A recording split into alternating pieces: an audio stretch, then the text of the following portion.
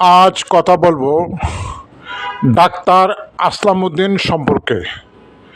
তিনি homeo doctor, Dhaka বিশ্ববিদ্যালয় থেকে BHMS করে গাজীপুর সদরে মা বাবা মেডিকেল হোমিও সেন্টারে তিনি প্র্যাকটিস করছেন এবং ভারতে একটি ইউনিভার্সিটিতে তিনি জনস্বাস্থ্যের উপর PhD করছেন।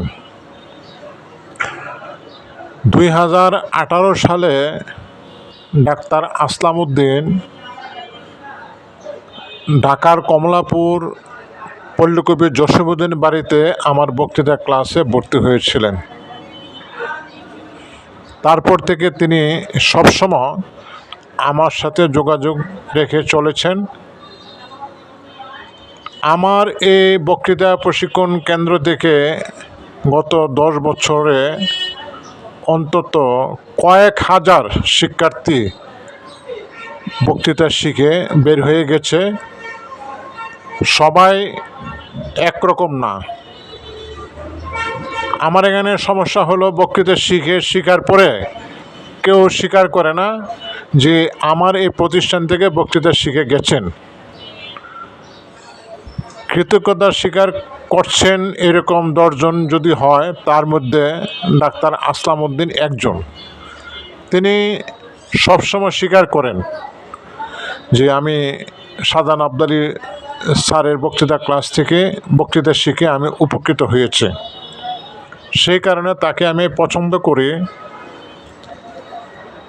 2019 সালে আমি তাকে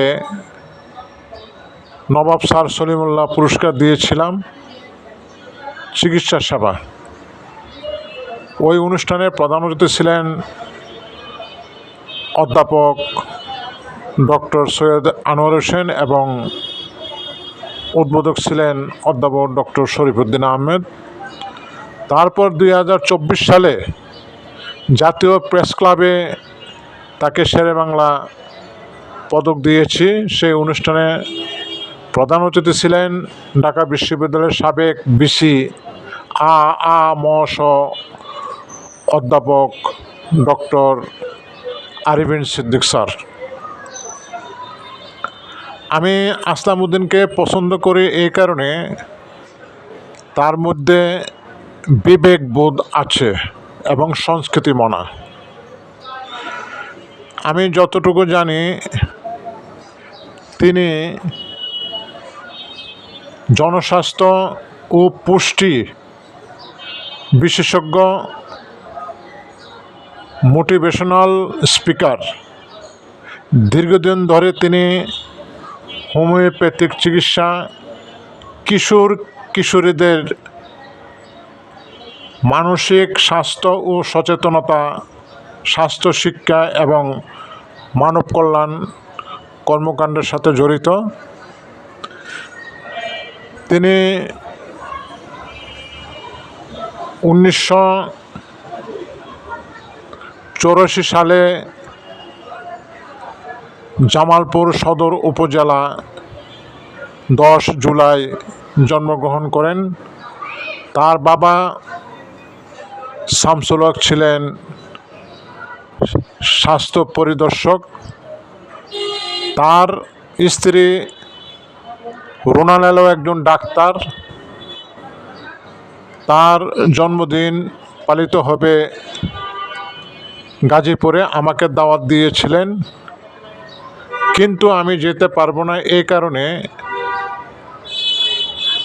সামনের শুক্রবার 10 তারিখ ঢাকার কমলাপুর পল্লীকবি জসীমউদ্দিন বাড়িতে আমার বক্তৃতা ক্লাস আছে।